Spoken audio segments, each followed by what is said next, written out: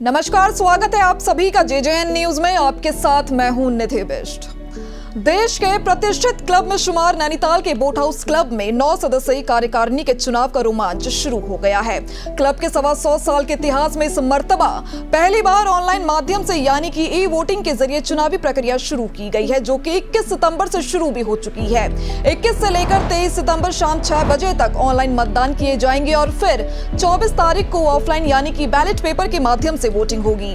बता दें कि ऑफलाइन वोटिंग 24 तारीख को शाम 3 बजे से शुरू होगी और रात 9 बजे तक जारी रहेगी। इस पूरी वोटिंग प्रक्रिया में लगभग 3600 मेंबर्स अपना मतदान देंगे। गौरतलब है कि बीते साल हुए चुनाव में 3494 मेंबर्स में से सिर्फ 844 सदस्यों ने ही मतदान किया था, लेकिन इस बार उम्मीद है कि वोटिंग का विकल्प होने की वजह से ज्यादा मेंबर्स मतदान करेंगे। वहीं बात करें इस चुनावी मैदान में उतरी टीमों की, तो इस बार 2 टीमें अपनी कार्यकारिणी गठित करने के लिए चुनाव लड़ रही हैं, जिनमें से एक तो वो टीम है जो बीते कई सालों से कार्यकारिणी का हिस्सा थी, लेकिन पिछले साल नई टीम ने बाजी मारी और कार्यकारिणी में पहली बार परिवर्तन आया। तो अब इस बार दोनों ही टीमों के लिए जीतना बहुत अहम होगा। पहली टीम का जीतना इसलिए अहम है क्योंकि उन्हें वापस अपना वही वर्चस्व साबित करना है जो बीते कई सालों से उनके नाम था। वहीं दूसरी टीम को कार्यकारिणी में बने रहने के लिए जीतना जरूरी होगा।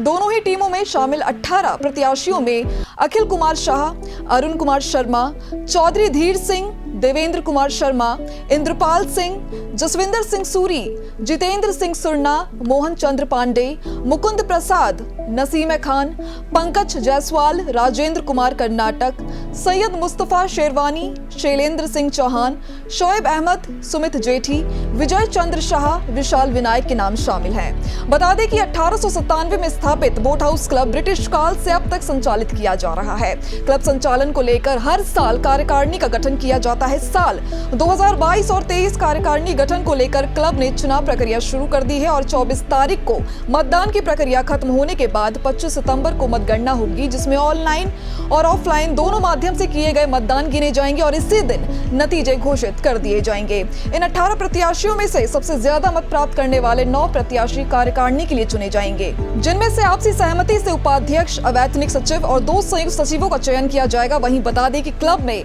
कुमाऊं आयुक्त पदेन अध्यक्ष और जिला अधिकारी पदेन उपाध्यक्ष होते हैं। अब देखना होगा कि 25 तारीख को कौन सी टीम जीत हासिल कर अपनी कार्यकारिणी गठित करती है। नमस्कार सर। नमस्कार। आपका नाम? मेरा नाम शोएब अहमद है। जैसे कि बोट क्लब हाउस को लेकर मतदान शुरू हो चुके हैं, किस तरह की तैयारी? निशा, सबसे पहले तो मैं आपकी पूरी टीम को, जेजेएन को बहुत बहुत धन्यवाद कि आज आपने ये कवरेज की है बोट हाउस क्लब के चुनाव को लेकर। तैयारी की अगर बात करें तो जैसे पिछले साल लोगों ने हमारे पर भरोसा दिखाया था और वोट और सपोर्ट हमें दिया था, एक बदलाव दिखा था क्लब के अंदर। लोगों के मन में था बदलाव लाना, और काफ़ी समय से मैं देख रहा था कि जो चुनाव होते थे तो उसमें अपोजिशन नहीं होता था। तो करीब 15-16 साल के बाद एक चुनाव जो पिछली बार हुआ, लोगों ने भरोसा जताया है। लोगों ने विपक्ष की भूमिका में जब हम लोग आए थे, साथ में आए, तो उन्होंने हमारा भरोसा करके हमें जिताया। तो मकसद ये है कि कोई भी संस्था होती है या कोई भी फील्ड होता है तो उसमें विपक्ष का होना बहुत ज़रूरी होता है। विपक्ष होता है तो एक कंपटीशन में आदमी काम करने का इच्छुक होता है और इच्छा जाहिर करता है कि हाँ काम करा जाए। तो हमें 1 साल मिला और उस साल में हम लोगों ने जो हमारा विज़न था, हमारी टीम का विज़न था, उसमें यही था कि क्लब को उस मुकाम तक पहुंचाना है जो बहुत कमियां थी क्लब के अंदर। जैसे बार एरिया है, उसको हमने पूरा रिफर्बिश किया है। जो हमारा लोअर डेक है उसके अंदर एक अच्छा फर्नीचर डाला है। हम लोगों ने कार्ड रूम को भी रिफर्बिश किया है। और सबसे बड़ी जो एक परेशानी थी बोट हाउस क्लब के अंदर, वो ये थी, जो हमारे बुजुर्ग लोग क्लब में आते थे उनके लिए वॉशरूम की परेशानी थी, जिसमें उनको सीढ़ी में चढ़कर ऊपर जाना पड़ता था।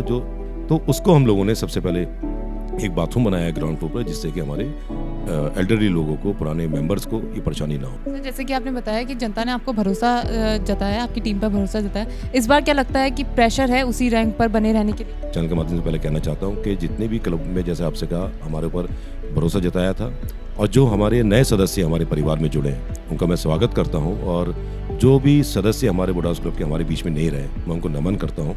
तक जो चला आ रहा था, 4 लाख रुपए साल के हम लोग बोट हाउस क्लब को रेस्टोरेंट दिया करता था। इस बार हमने एक केटर को इंट्रोड्यूस किया जिसमें 19 लाख रुपए करीब बोट हाउस क्लब को रेवेन्यू जनरेट हुआ है।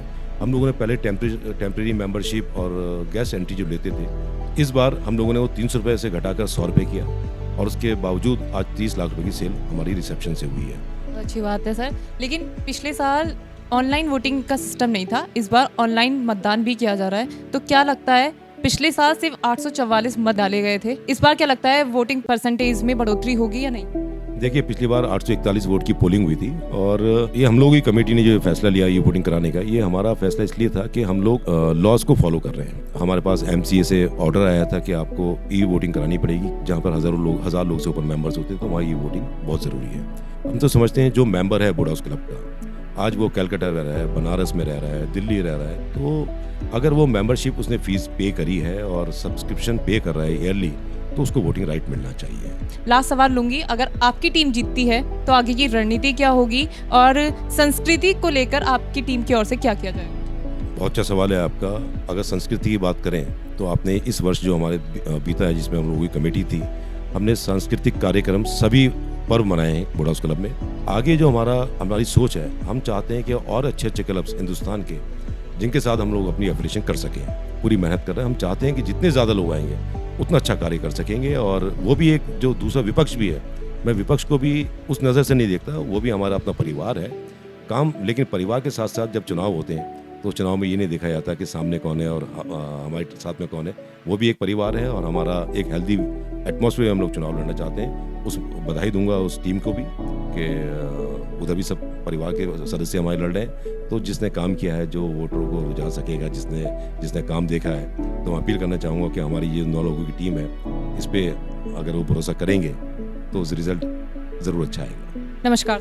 नमस्कार, आपका नाम? जसविंदर सिंह सूरी। सर, जैसे कि बोर्ड क्लब हाउस को लेकर वोटिंग शुरू हो गई है, किस तरह की तैयारी देखिए, हमने तो ग्राउंड लेवल से स्टार्ट हुए हैं, पब्लिक में हर बंदे से मिल रहे हैं, क्लब मेंबर से मिल रहे हैं, हर रिस्पेक्टेड मेंबर से मिल रहे हैं, उसकी परेशानी को समझ रहे हैं, उसी पे फोकस करते हुए हम अपना अगला कदम बढ़ा रहे हैं। हमारी पूरी टीम इस पे बहुत ग्राउंड लेवल से ही काम कर रही है।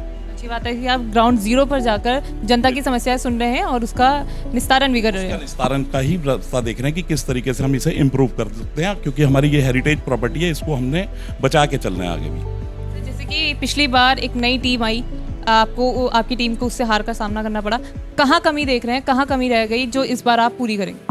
देखिए, उसमें हर तरीके के पुरानी टीम में बड़े हमारे रिस्पेक्टेड सीनियर सिटीजन्स भी हैं, बड़े मेंबर भी हैं, तो हमने वही देखते हुए हमने इस बार चेंज लाए। हमने कहा यूथ को लेके चलें। इसमें अभी हम इस ईयर हम 3 लोग नए ऐड हुए हैं।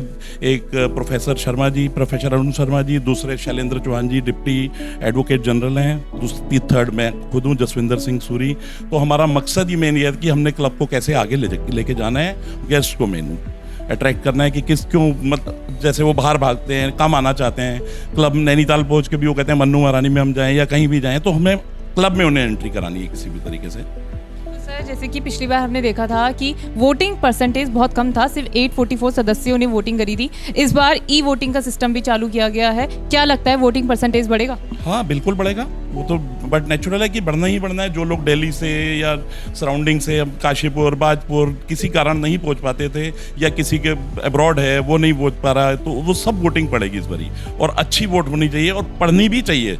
जब मेंबर है, he has the right to vote, और वो वोट करेंगे तभी हम आगे किसी उस पर पहुंचेंगे निस्तारण पे कि किस तरीके से पब्लिक हमारे साथ चल रही है।